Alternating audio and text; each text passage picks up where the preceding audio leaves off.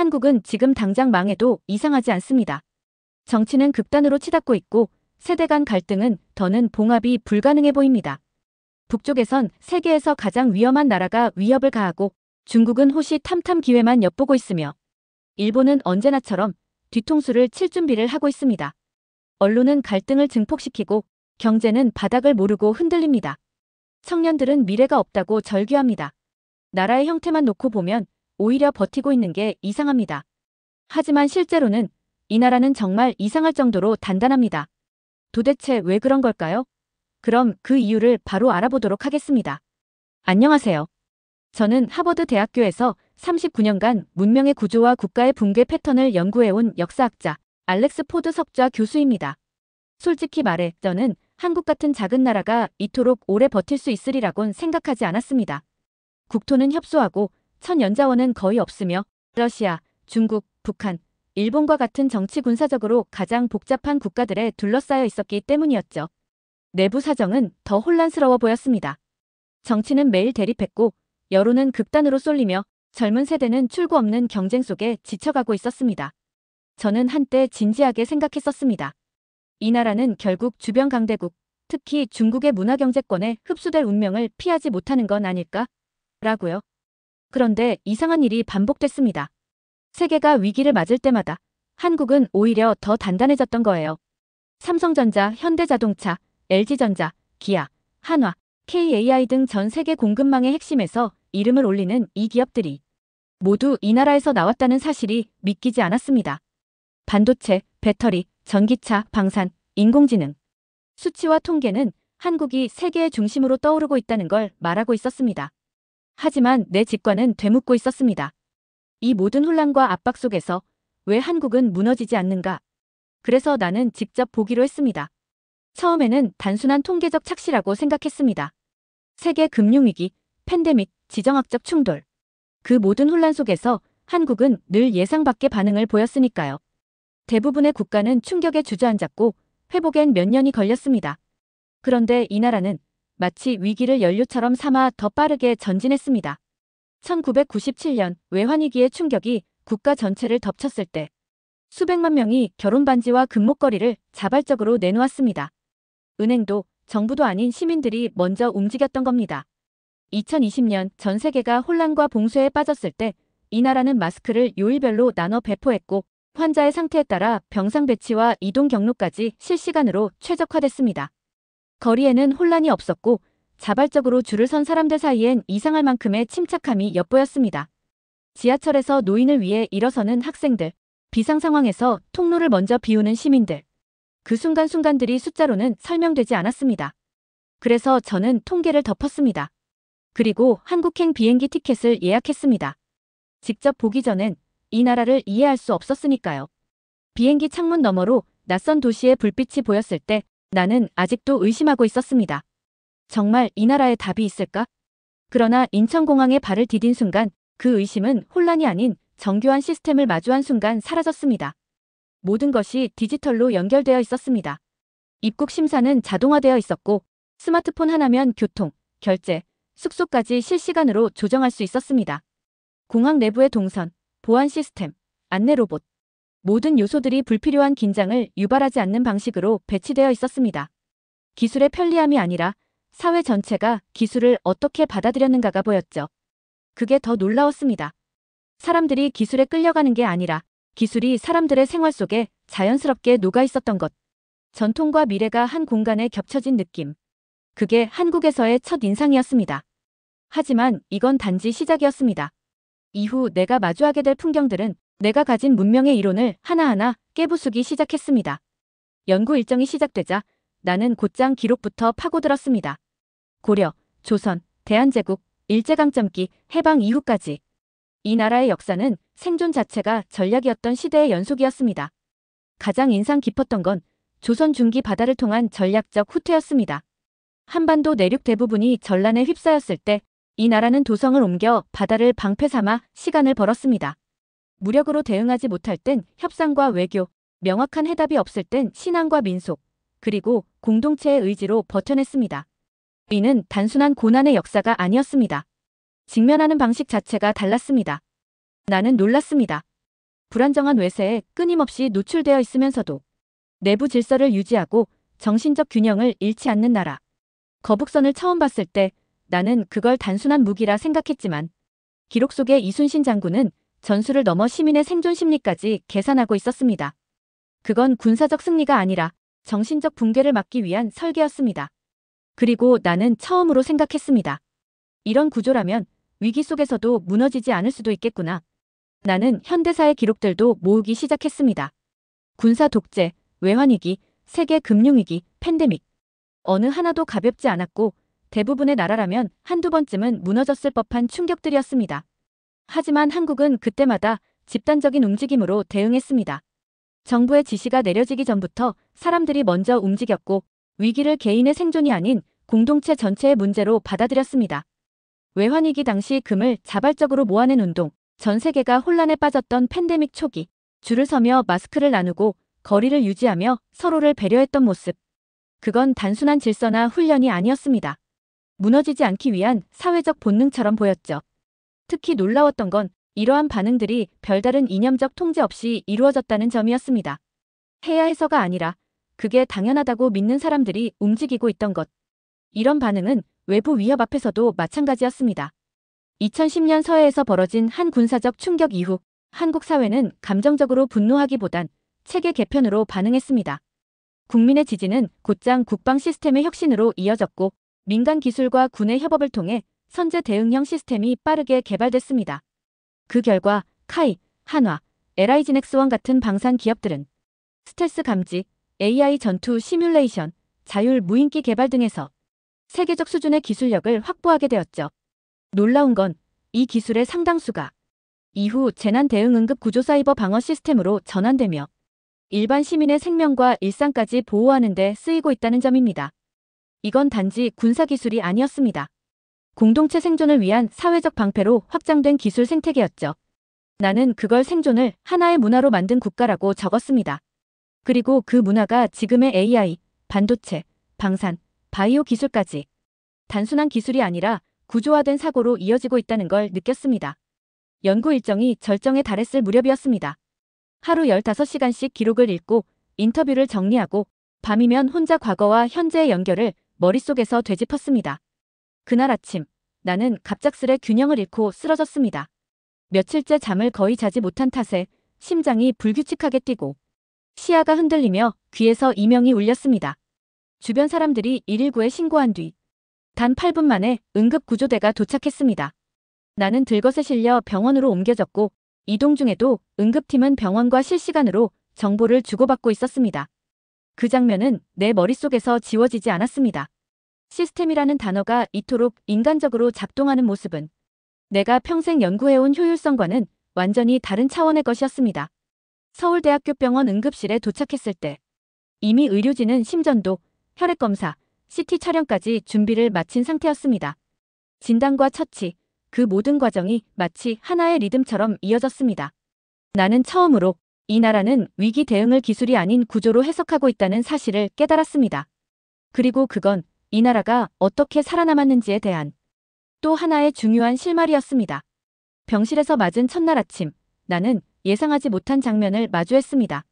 새벽 의사와 간호사들이 정해진 시간에 정확히 회진을 돌며 환자들의 상태를 꼼꼼하게 확인하고 처방을 조율하며 보호자에게 다음 치료 일정을 설명하고 있었습니다. 그 모습은 일사불란했지만 차갑지 않았습니다. 각자의 역할이 완벽하게 정리되어 있었고 그 안에서 환자는 단순한 대상이 아니라 하나의 인격으로 대우받고 있었죠.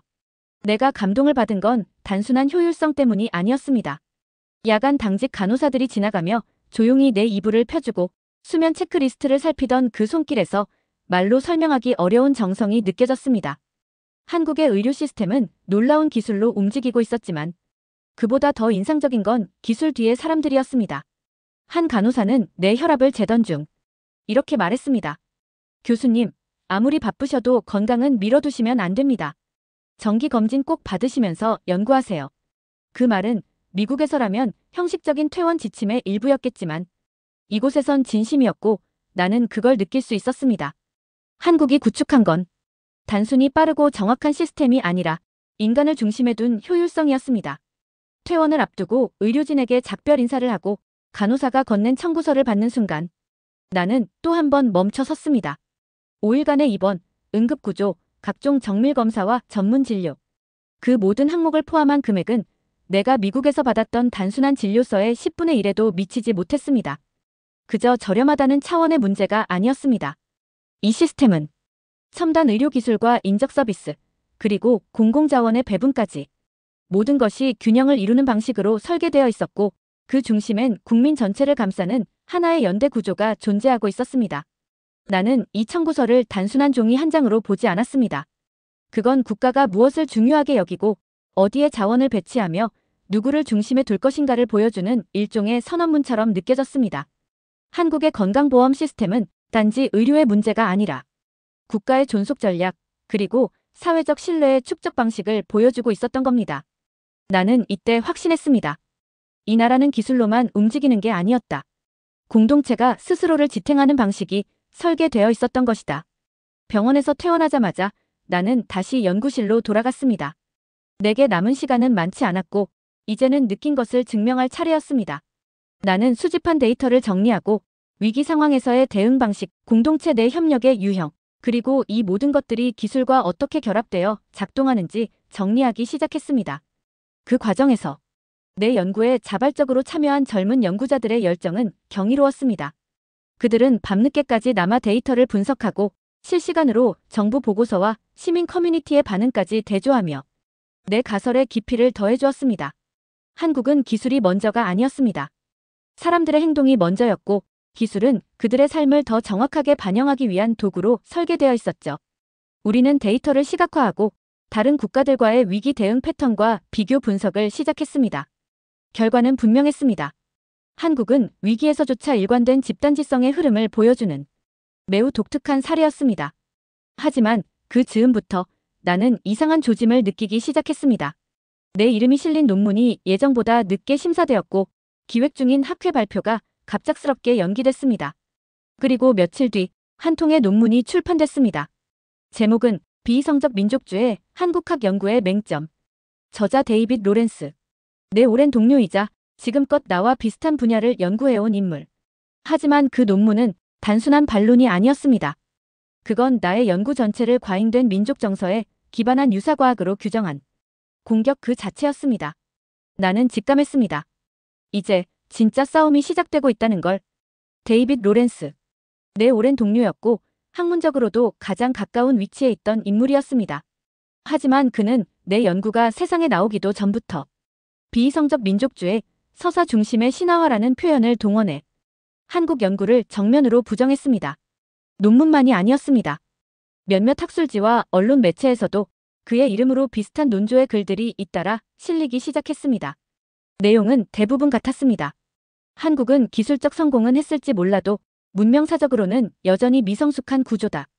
한류와 산업 성공을 역사적 우위로 포장하는 건 위험한 자기기만이며 학문적으로는 철저히 비판되어야 한다. 하지만 나는 알고 있었습니다. 그가 이 말을 처음 한 게 아니라는 걸. 그 표현은 수년 전 일본 국책연구소에서 나온 보고서와 놀라울 만큼 유사했습니다. 나는 과거의 기록들을 다시 들춰보았습니다. 그리고 마침내 찾아낸 하나의 문서. 20년 전 데이빗이 일본 외무성 산하문화교류기금의 지원을 받아 동아시아 내 문명 격차 인식에 관한 연구를 진행했다는 기록이었습니다. 그리고 그 이후로 매년 2편에서 4편씩 한국은 기술적 과열 현상일 뿐이라는 취지의 논문을 발표해왔던 사실이 드러났습니다. 그는 단순한 반론자가 아니었습니다. 일본의 입장을 서구학계의 언어로 번역해 체계적으로 퍼뜨리는 메신저였던 겁니다. 그 순간 나는 내 연구가 단순한 논문 한 편이 아니라 서구 담론 내부의 균열을 만들어내는 작업임을 자각했습니다. 논쟁이 격화될수록 나는 내 연구의 데이터를 더욱 치밀하게 정리해야 했습니다. 그런데 어느 날 내가 제출한 예비 논문에 실린 일부 통계 자료가 왜곡되어 있다는 지적이 들어왔습니다. 처음엔 단순한 전산 오류인 줄 알았습니다. 하지만 원본 데이터와 비교하자 일부 항목이 고의적으로 삭제되거나 수치가 바뀐 흔적이 나타났습니다. 나는 즉시 한국의 협력연구소에 연락했습니다. 자료를 함께 관리하던 팀은 즉각 내부 시스템을 검토했고 그들이 내게 보내온 보고서에는 이렇게 적혀 있었습니다. 최근 2주간 외부 접속 시도 5건, 해당 접근자는 연구진 계정이 아닌 외부 관리자 권한을 통해 접근한 흔적 있음. 더 충격적인 건 데이터를 분석한 AI 시스템의 로그에 남겨진 메타 정보. 접근 시도가 이루어진 IP는 데이빗 로렌스가 소속된 미국 동부 모 대학의 연구센터와 일치했습니다. 이건 더 이상 논쟁이 아니었습니다. 조직적인 방해. 하지만 바로 그 순간 나는 한국의 기술이 얼마나 강력한 방패가 될 수 있는지를 목격했습니다. 데이터는 블록체인 기반으로 설계되어 있었고 조작 이전의 모든 버전이 완벽하게 보존되고 있었으며 AI 분석 시스템은 원본과 조작본의 차이를 97% 이상의 정확도로 식별해냈습니다. 나는 서둘러 모든 데이터를 다시 복원하고 공개 심사 자료에 원본과의 비교 분석 보고서를 첨부했습니다. 이제 숨길 수 있는 건 아무것도 없었습니다. 그리고 그 누구도 내가 본 한국의 가능성을 덮을 수는 없었습니다. 발표 당일 나는 그 어느 때보다 조용한 마음으로 단상에 올랐습니다. 내 연구는 이제 단순한 가설이 아니라 검증된 자료와 수치, 그리고 경험으로 구성된 구조물이었습니다. 청중석엔 전 세계에서 날아온 학자들이 앉아 있었고 그 가운데엔 데이빗 로렌스도 있었습니다. 한때 나의 동료였지만 이제는 명백한 조작의 배후로 지목된 인물이었습니다. 나는 연구의 핵심부터 차분히 설명해 나갔습니다. 왜 한국은 위기 속에서 강해지는가? 그 질문에서 시작된 여정은 공동체의 구조, 기술의 융합, 역사 속 생존의 방식까지 이어졌고 그 모든 과정은 정량적 데이터로 증명되어 있었습니다. 그리고 마지막 슬라이드에서 나는 데이빗의 조작 흔적과 그가 일본 기관들과 맺은 단연간의 지원 관계를 공개했습니다. 순간 청중석이 술렁였고 데이빗의 얼굴은 창백하게 굳었습니다. 나는 선언했습니다. 오늘의 발표는 단지 한국이라는 국가에 대한 분석이 아니라 우리 학계가 가진 무의식적 편견과 지식 생산의 방향성에 대한 근본적인 질문입니다. 그 말에 누군가는 고개를 끄덕였고 누군가는 당황한 표정으로 시선을 돌렸습니다. 이 발표는 단순한 논문이 아니었습니다. 하나의 문명관, 그리고 오랜 시간 유지되어 온 서구 중심주의의 균열을 공식화하는 순간이었으니까요. 그날 이후 학계는 조용히 움직이기 시작했습니다. 한국에 대한 시선이 달라졌고 유수 대학들이 한국문명연구소 설립을 논의하기 시작했습니다. 역사는 그날 이후로 조금씩 방향을 바꾸고 있었습니다. 하버드의 연구실로 돌아왔을 때 6개월 전 이곳을 떠나던 그 순간이 떠올랐습니다. 그때 나는 이 모든 것을 내려놓는다는 각오로 떠났지만 이제는 전혀 다른 무게로 돌아와 있었습니다. 연구실의 책상 위엔 수십 개의 메일이 쌓여 있었고 그중 다수는 전 세계 연구자들의 협력 제안과 초청이었습니다. 가장 많이 받은 질문은 이것이었습니다. 당신이 한국에서 본 것은 무엇입니까? 그곳의 미래는 정말 우리가 따라야 할 방향입니까? 나는 답했습니다. 단지 기술의 진보가 아닙니다. 그들은 기술을 삶에 맞췄고 공동체를 기술보다 먼저 놓았습니다. 그리고 그 방식은 이 시대가 잊고 있었던 문명의 조건을 다시 꺼내게 합니다. 특히 인상 깊었던 건 젊은 학자들의 반응이었습니다. 그들은 내게 AI 인프라, 디지털 민주주의, 의료 시스템, 군수 산업까지 한국식 구조를 다양한 분야로 확장 적용하는 연구를 함께 하자고 제안해왔습니다. 나는 느꼈습니다. 이 흐름은 단순한 학문적 유행이 아니라 다음 문명을 만들어가려는 전 세계적 움직임이라는 것을. 그리고 나는 다시 노트북을 열었습니다.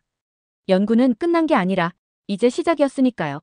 나는 이제 한국을 단지 한국가로 보지 않습니다. 이곳은 인류 문명의 또 다른 가능성을 실험하고 있는 하나의 시스템이었습니다. 세종대왕이 만든 문자는 지식의 평등을 열었고 그 철학은 오늘날 디지털 시대의 AI 최적화 문자 한글로 이어졌습니다. 한글이 아닌 언어로 이만큼 효율적인 데이터 구조를 만들 수 있을까? 나는 지금도 회의적입니다.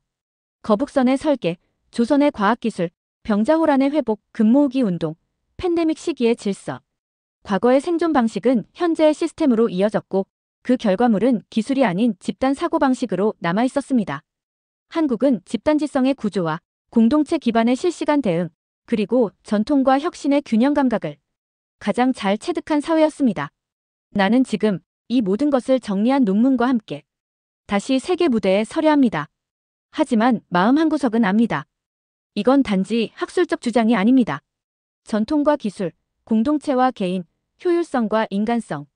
그 모든 것이 균형을 이루는 사회. 그건 단지 한국만의 미래가 아닙니다. 우리 모두가 가야 할 방향이었습니다. 이제 나는 확신합니다. 한국은 작은 나라가 아니었습니다. 그들은 세계가 잃어버린 것을 가장 먼저 다시 기억해낸 사람들이었습니다.